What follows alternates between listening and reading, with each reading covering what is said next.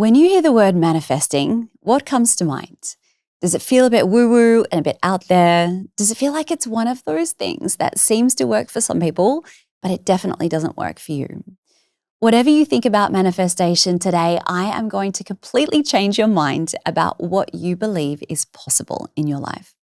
And this is so much more than just calling in your baby. This is about building the relationship that you want, the job you desire, the house you want to live in, everything that goes into the life of your dreams. Because what no one has told you is that there is a huge amount of science and research behind manifestation.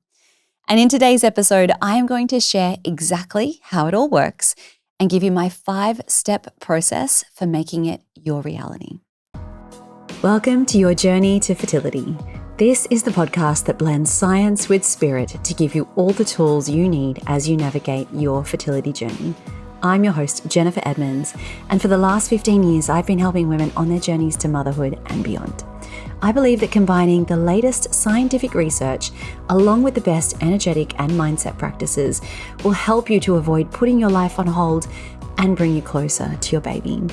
Each week, you'll learn ways to support your fertility and trust your body so that you can stop stressing that you'll never have your baby and finally walk your path to motherhood. This is the Your Journey to Fertility podcast. Hello and welcome back to the podcast. I am so excited for this episode today. I love this topic. And yes, being a yoga teacher, I do lean towards a lot of the woo and a lot of that stuff I love. But the thing that really lights me up when we talk about manifestation is that so much of it we can now look to research and science to prove. There's a lot of science around, how things work and how where we put our attention brings into our lives the things that we want. So I can't wait to show you how a lot of that is going to work for you today. I might be showing my age, but I remember I was about in my mid-20s when the book The Secret came out, which I'm sure you've heard of. It was also made into a movie as well. And this was the first time that I had known in my life that manifesting really became a big thing. It was something that people started to talk about. It became all the rage and a bit more mainstream.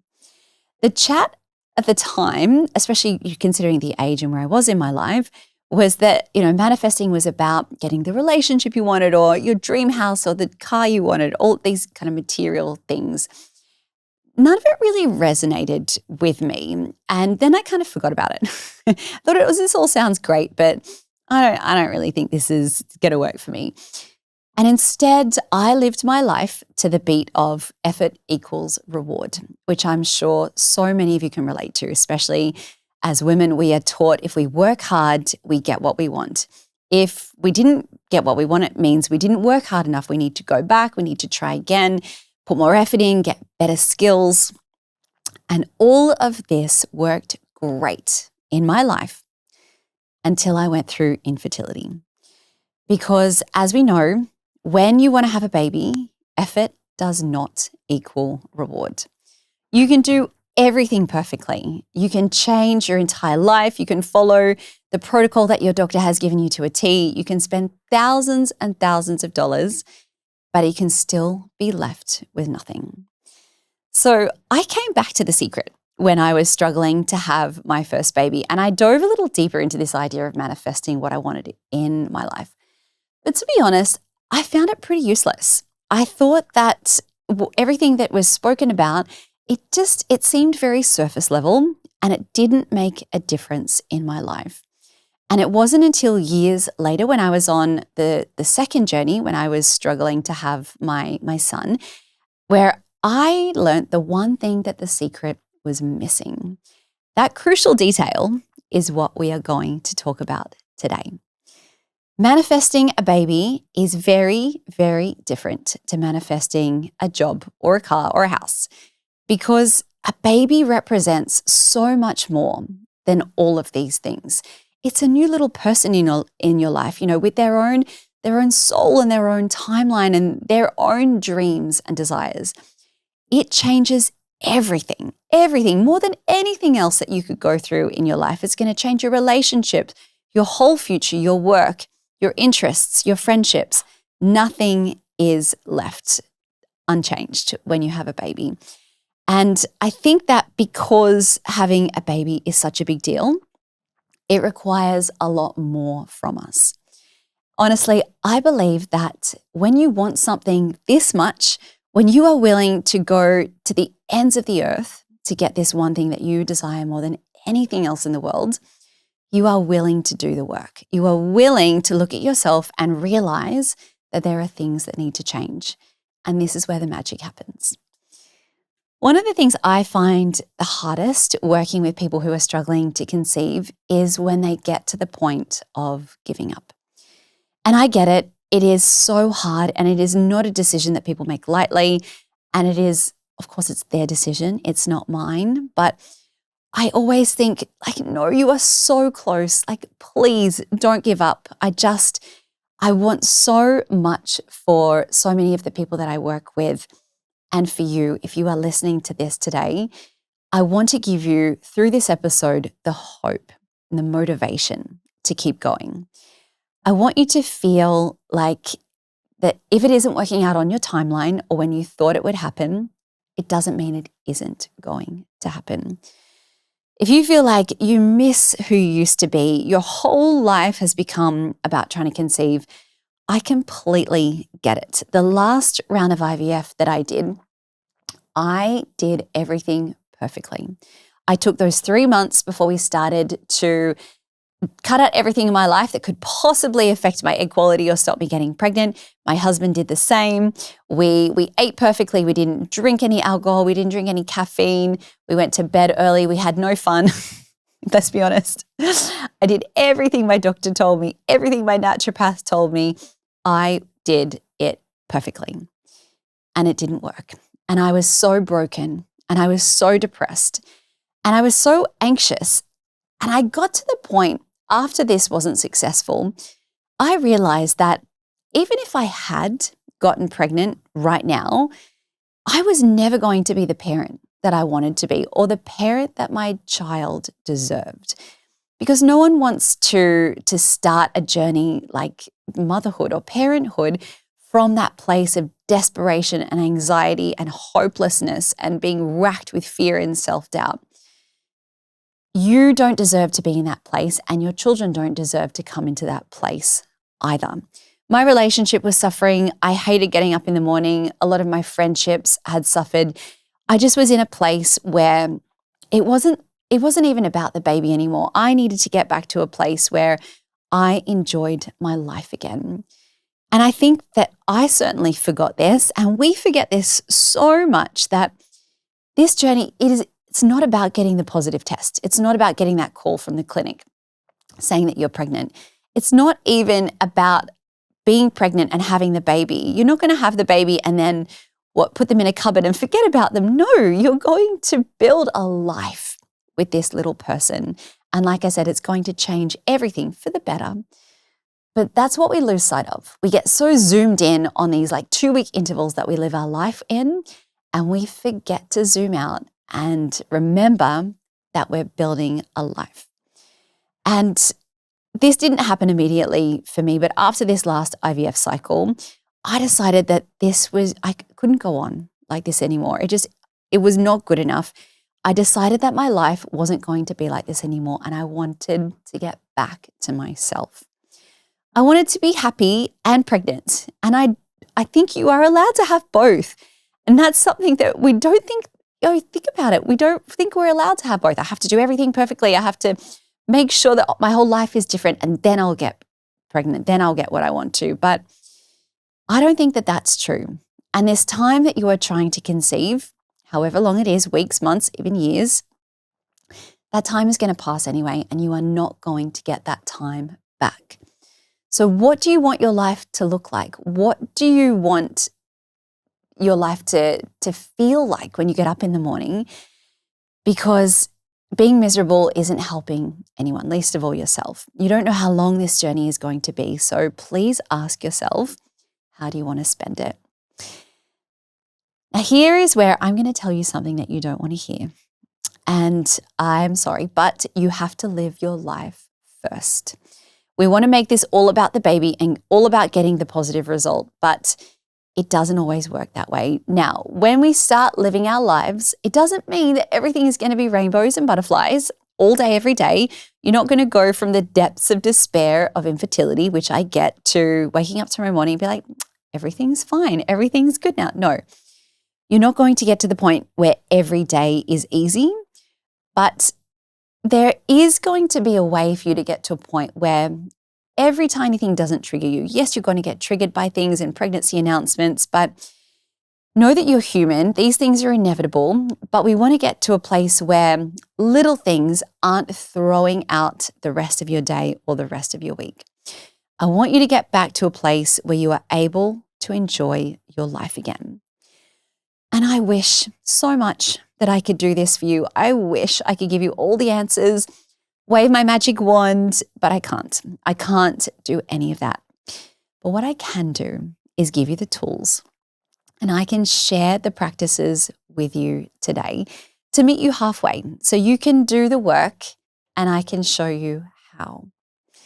So let's get into it. Here are your manifesting basics. The first thing that I want to talk about are your thoughts. Now, your thoughts and your beliefs have a huge impact on your body and your life, and I'm going to prove this to you in 30 seconds. So imagine, you can do this if you're driving, walking, wherever you are.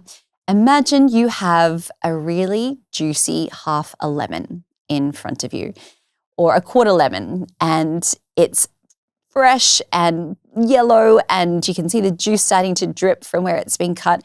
And you bring that lemon to your mouth and you take a really big bite. I had to swallow them because just thinking about the lemon has had a physical reaction in my body. I started to produce a little bit more saliva. There was a physical change. There is no lemon, but just thinking about it, that brought on a physical reaction within your body. So I want you to know how powerful your thoughts are and what those thoughts are, because they are having an impact on your physical body all day, every day. The second thing I want to talk about is nervous system regulation. And we talk about this a lot. Of course, it is such a foundational part of the work that I do and so much of what I talk about. There is no space to manifest anything in your life unless you are coming at it from a place of regulation. We need that sense of safety and regulation in our nervous system first before we can manifest what we want. For me, that was finding a consistent practice every single day, whether it was getting quiet, having a few minutes to meditate, having a consistent yoga practice where I was moving my body, working with my breath and finding stillness. It helped me so much. My meditation practice was everything in helping me manifest what I wanted. Because when I did that, I found for the first time in such a long time, I had these moments of peace. And maybe they were fleeting, maybe they were only a few seconds each day, but they were there. And even for that tiny fraction of a moment, I was able to be present. I wasn't stressing. And that felt like relief. And the more I did it, the more I got addicted to it. And the more these moments started to grow. So I would find it easier to drop into that place of calm. This is not a one and done solution. As I talk about so often on the podcast, manifesting is not a quick process, just like regulating your nervous system is not a quick process. It is not going to be like a case of, well, today I'm going to do 10 minutes of meditation and I'm going to be regulated for the rest of the week. It doesn't work that way. It's like brushing your teeth. It is a daily ritual, a daily habit that you're going to need to keep coming back to again and again. And what it looks like exactly is going to be really different for all of us. It'll be different on different days, but it takes time and it takes consistency for it to have an impact and to become a part of your life. The third part of this manifesting journey I want you to really get your head around is that where you put your attention is where you're going to start bringing things into your life. Here is where the science, a little bit like the lemon, starts to come into it. So your brain has this incredible filter called the reticular activating system. We're going to call it the RAS. So your RAS is located in your brainstem. It is a filter that is designed to cut out all of the noise in your life and in your surroundings. It is subcortical, which means it is below the cortical thinking brain, which means it's not something that we consciously think about using or working with. So your RAS scans your environment at every moment of the day, and it takes in literally hundreds of thousands of pieces of information per second. And all of the information that it's scanning is not really, most of it is not really relevant for you. You don't need to know the exact color of that plant over there, or how fast that butterfly is flying, or whatever it is. If your brain had to take in all of this information all of the time, like literally your head would explode. It wouldn't be possible. Your brain couldn't cope. And so that's why experts say that we are conscious of about 10% of our reality, if that's being generous. So there are 4 things that get through this filter, that get through the RAS. The first is your name. So if you're in a crowd or you're walking down the street, someone yells out your name, your brain goes, oh, that's something important. That gets through the filter. I need to pay attention. The second thing is a danger or a threat. So whatever might be going on, your brain is constantly scanning for threats to your safety or survival. So anything that your brain deems is in that category is going to get your attention. The third is emotions of others, and especially if someone is interested in you or making a point to talk to you or connect with you, we tend to pick up on that really, really easily. And the fourth thing, and this is the thing that's really important when it comes to manifesting, is that your RAS will pick up on anything that you perceive to be true. So it's sort of like a constant confirmation bias. It's looking for examples of things that you believe are true. You might have heard this example before. Think about if you decide that you want to buy a new car and you've decided, okay, I'm going to get the white Porsche. And all of a sudden, all you see are white Porsches around. I'm just picking out my own personal dream car, by the way. Yours might not be, that's fine. And so wherever you go, that you see these cars everywhere. You're like, well, there are so many. What's happened? Suddenly they were always there. But because you have decided that they are important, your RAS is now saying these are things in your environment that you have said are important, so we're going to continually point them out to you. So that is a really, really crucial thing to keep in mind when we're talking about manifesting. We're going to come back to that. Now, the fourth part, and this is where that book, The Secret, really missed a crucial detail, is we need aligned action and that connection to the feeling of what you want in order to manifest what we desire. So you can focus your thoughts, you can do the vision board, you can get clear on what you want, you can regulate your nervous system, but without aligned action, you're not going to get anywhere. So we know infertility is a medical diagnosis in so many examples. So it might be that no matter how hard you try, you need medical intervention in order to help you get pregnant. And that looks very different for lots of people, whatever that might be. That's an example of aligned action. You know that you've got to go and do the tests, you've got to find out exactly what is wrong, and then you've got to go through the procedures or the medications in order to help you get pregnant. So that's an example of aligned action. So we can start to connect what we want with how we're going to show up.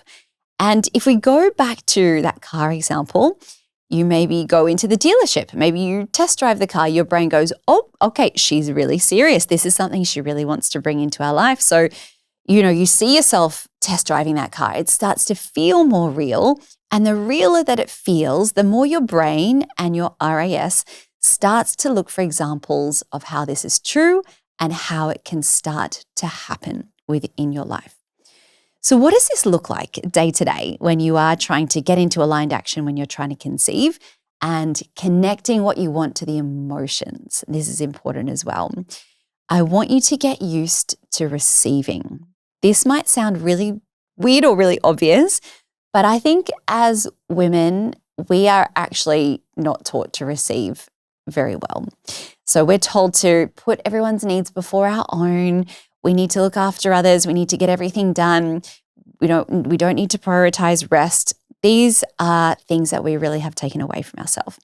So what little things can you do throughout your day to constantly receive, even if it's little things like I get to receive the sun on my face and just feel that warmth, or I get to rest without guilt. I'm going to take an hour today. I'm going to do nothing because it feels awesome. And that is the only reason that I'm going to do it. Let someone make you dinner, make you a cup of tea, give you a foot rub. Do nothing in return for these things. I want you to get into the habit of receiving and that energy of how good it feels. Now, if we're not careful, I think this energy of wanting can carry a frequency that really acknowledges what we don't have. So we really want what we don't have. And it's very hard not to focus on that. That frequency of I don't have, it creates more wanting. And it's like this vicious cycle, isn't it? Around and around we go. So think about the difference of that kind of feeling versus if you order something online or you've told your husband what you want for your birthday and you know it's on the way. So you've ordered it online, you clicked pay on Amazon and you know it's going to arrive in a couple of days. That is a very different energy to I want it, I'm desperate, I don't know when it's going to arrive. Versus this is something that I want and I've decided that it's mine and it's on its way. These are quite materialistic examples, but you can feel the energy is quite different. There's a big shift between how you are receiving both of those things.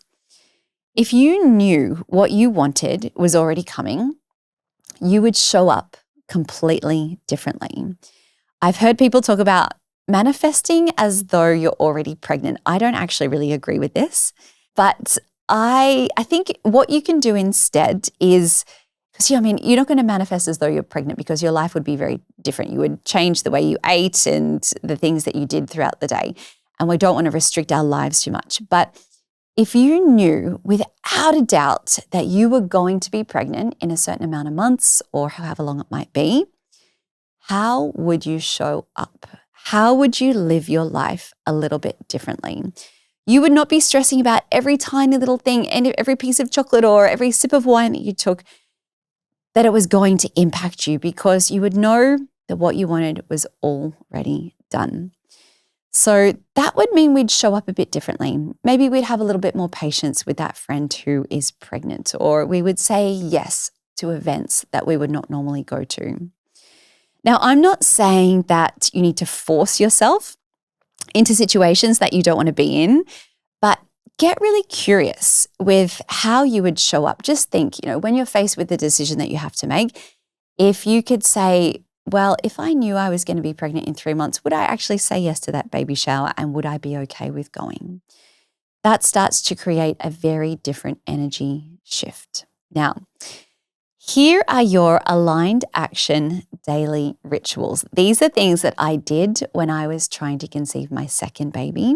And these are things that I go through with my students. I want to give you my 5-step daily ritual for helping you start to get into that energy of what you want. So I really encourage you to go big with these. So look beyond just, I want to have the baby. Let's go through the whole life that you want to create for yourself, whether it's the job or the relationships you want or where you're going to live.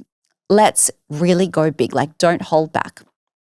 You're going to create your vision board, and not just a bunch of pictures of things that you want, but things that really elicit the feeling of how you want to feel. Because as we talked about, you don't just want the baby to sit on the shelf. You want the life with the baby. How does that feel? That is so incredibly different.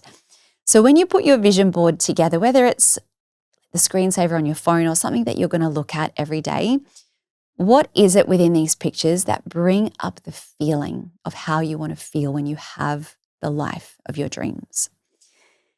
The second one is to come into your daily regulating tools. So whether they are walks in nature, time to yourself, yoga, meditation.